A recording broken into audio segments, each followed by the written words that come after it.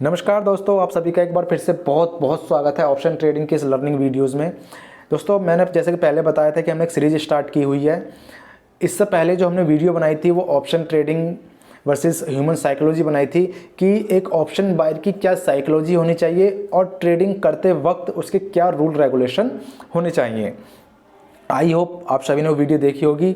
किसी वजह से अगर आपने वो वीडियो नहीं देखी है तो प्लीज़ जाके पहले उस वीडियो को देख लें, उसके बाद फिर इस वीडियो पर आएँ।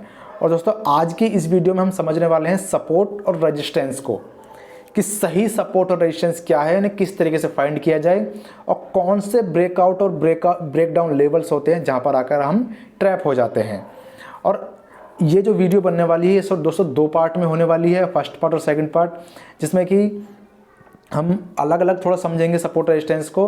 पहले हम समझेंगे कि सपोर्ट रेजिस्टेंस को कैसे फाइंड करें और जो लेवल ये ब्रेकआउट या ब्रेकडाउन हो रहा है या फेक है या रियल है।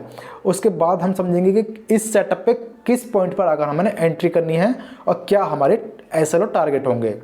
दोस्तों, जब तक हमें अपना एसएल समझ में नहीं आएगा तब तक कोई भी ब्रेकआउट या ब्रेकडाउन हमारे लिए बेकार है। जहां हमें समझ में आएगा कि यहां अगर मेरा ब्रेकडाउन या ब्रेकआउट लेवल फेल हो गया तो यहां मैं एग्जिट करके निकल जाऊंगा।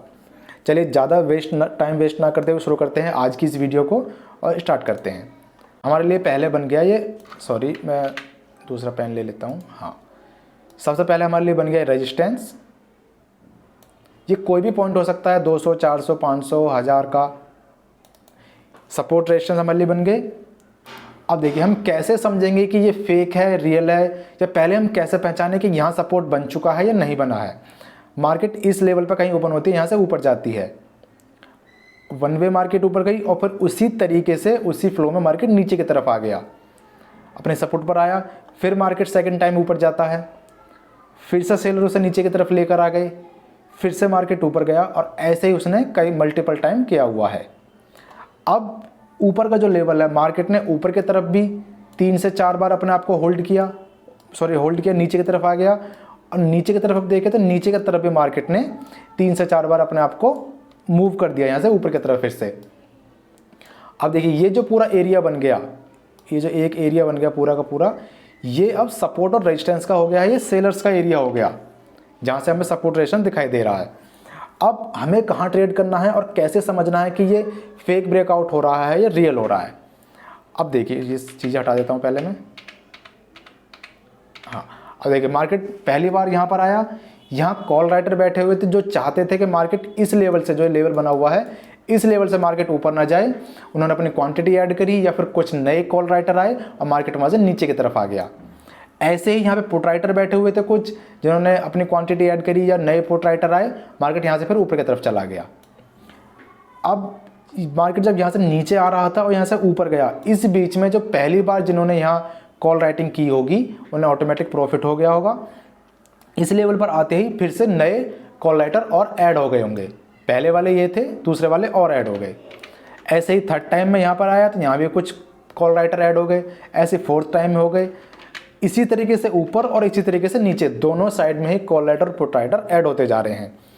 अब यहाँ हमें कोई ब्रेकडाउन या ब्रेकआउट का कोई सिनेरियो नहीं समझ में आ रहा, हमें ट्रेड कैसे लेना है। अब देखिए हुआ क्या, सेलर चाहते हैं, जो जिन्होंने कॉल राइटिंग किया कि मार्केट इस लेवल से नीचे ही रहे, और पुट राइटर चाहते हैं कि मार्केट इस लेवल से ऊपर रहे, इसी बीच में मार्केट घूमता रहे और बायर को फंसाते रहे।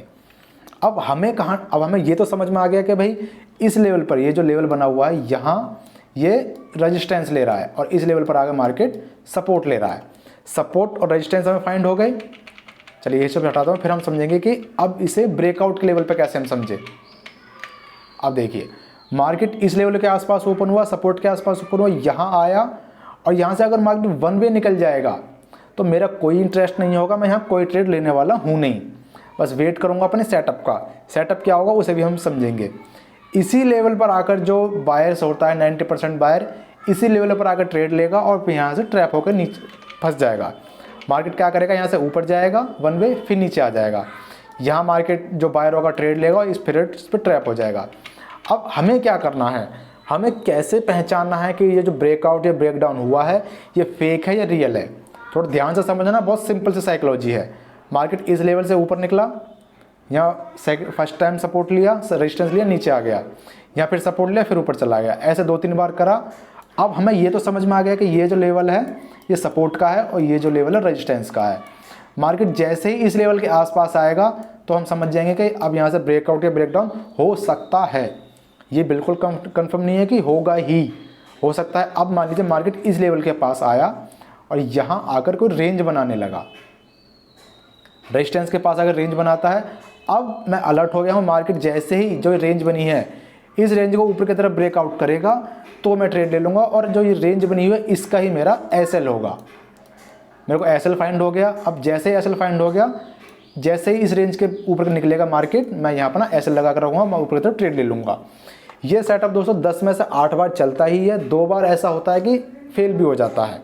ये ऊपर की तरफ हो गया। ऐसे ही मार्केट अगर धीरे धीरे करके नीचे आएगा, यहाँ आकर रुक जाएगा, कोई रेंज बनाएगा इस लेवल पर, अब जैसे ही इस रेंज को नीचे की तरफ निकालेगा तो मैं नीचे की तरफ ट्रेड ले लूँगा।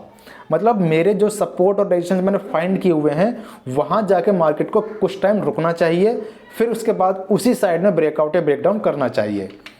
अगर मार्केट इस तरीके से करेगा तो मैं ट्रेड लूँगा, नहीं तो मार्केट अगर इस ऐसे आएगा ऐसे निकल जाएगा या फिर नीचे की तरफ इस तरीके से निकल जाएगा तो मैं कोई ट्रेड लेने वाला हूँ नहीं। ये छोटा सा सेटअप है कि जब मार्केट मेरे सपोर्ट या रेजिस्टेंस पर आए और उसी साइड में उसे ब्रेकआउट या ब्रेकडाउन करे तो ही मैं ट्रेड लूँगा, वरना इस रेंज में मार्केट जब तक घूमता रहेगा मैं कोई ट्रेड करने वाला हूँ नहीं।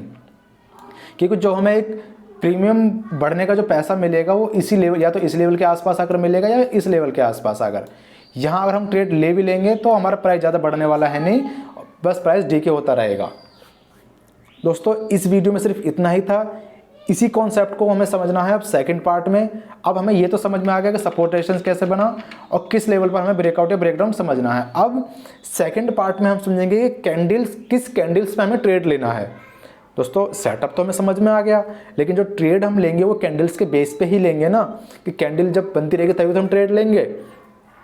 अब सेकंड पार्ट में हम यही समझेंगे कि किस कैंडल पे हमें ट्रेड लेना है और किस तरह के कैंडल से ट्रेड लेने से बचना है। चलिए फिर दोस्तों मिलते हैं नेक्स्ट वीडियो में। इस पार्ट को नेक्स्ट वीडियो में कंप्लीट करेंगे।